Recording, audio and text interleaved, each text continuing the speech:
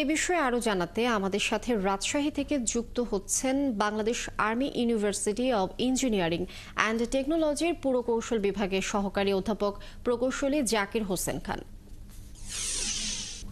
জাকির হোসেন খান, যেমনটি আপনার কাছে জানতে চেয়েছিলাম যে রাজশাহী শব্দ দূষণের মাত্রা কতটুকু এবং এই যে এই শব্দ দূষণ কমাতে কি ধরনের উদ্যোগ নেওয়ার কথা আপনি বলবেন।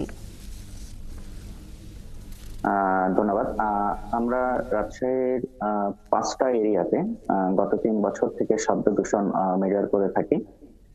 আমরা লাস্ট যেটা মেজার করেছিলাম গত মাসে, আমরা সেখানে পেয়েছিলাম কিছু কিছু এরিয়াতে প্রায় 96 ডেসিবেলের মতো, এবং যে দুটো জায়গায় আমরা 96 ডেসিবেল পেয়েছি সে দুটো হচ্ছে বাণিজ্যিক এরিয়ার মধ্যে পড়ে।